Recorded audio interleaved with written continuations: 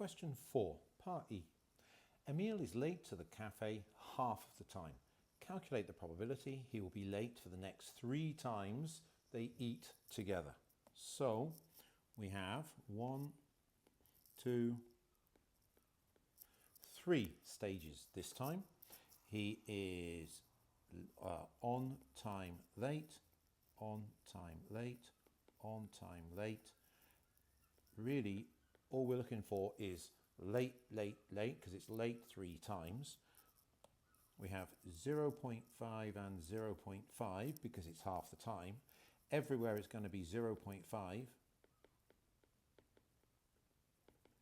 We don't need to fill up the rest because we're looking for late and then late and then late.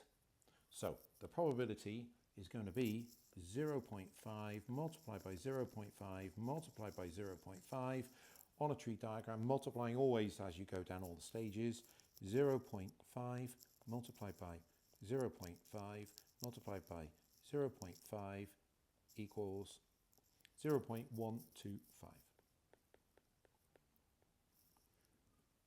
Next, recently the friends met 5 times on a Monday, Wednesday, Friday, Sunday and Thursday.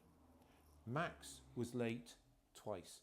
Find the number of different combinations of days on which he could have been late. So we have 5 meetings and we're looking to choose 2 of those days. So 5 times, choose 2. This is combinations. 5, 2, 5 minus 2 with the factorials. So it is 5 factorial over 2 factorial, 3 factorial, 5. And if we do the toolbox, we have to come down to probability, go across, combinatorics. Okay, we want the factorial. So 5 factorial come outside the factorial, divided by 2, toolbox, factorial, come outside, multiplied by, still in the denominator, 3, toolbox, factorial, that's what we want, 10. There are 10 ways in which Max could have been late twice out of those 5 days. Part 2. With that information, calculate the probability he was late on Monday and Friday. Well, out of the 10 possibilities, Monday and Friday is really specific. It's one way, so it's 1 time out of 10. So as a decimal, that is 0.1. What about late on Friday? Well, he could have been late on Friday and Monday, or Friday and Wednesday, or Friday and Sunday, or Friday and Thursday. So that would be 4 of those moments. The denominator is 10 because we know there are 10 options, so it's 4 out of 10. That is 0.4. Not late on Sunday. So that means we're looking at choosing 2 from the other 4 days, because he would have to be late twice out of Monday and Wednesday and Friday and Thursday.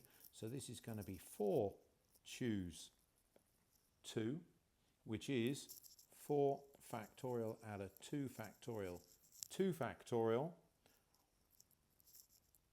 4 toolbox factorial, come out of that, divided by 2 toolbox factorial, move across 1, 2 toolbox factorial, 6. So there are 6 ways that he could be late not using Sunday. So that is 6 out of 10, 0.6. The final 3 friends, Ronan, Louise and Joe, are respectively late 20%, 30% and 40%. Label the tree diagram. So we could have Ronan and then Louise and then Joe, on time and late, on time and late, on time and late, and again.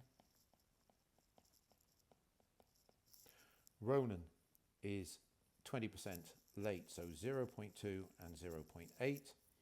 Louise is late 30%, so that's late 30, on time 70, and again. And then we have for Joe, 40% late, 0.4, 0.6, all the way up for late and on time.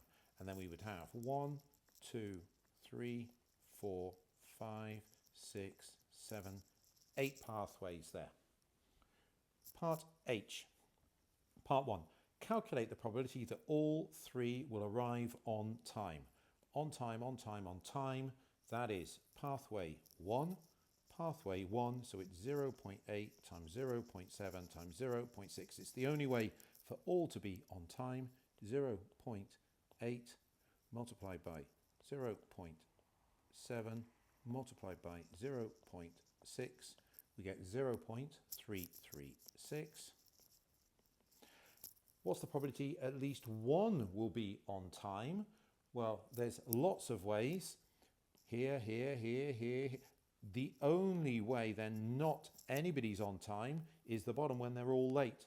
So we're going to work out 0.2 times 0.3 times 0.4, which is number 8, 0.2 times 0.3 times 0.4.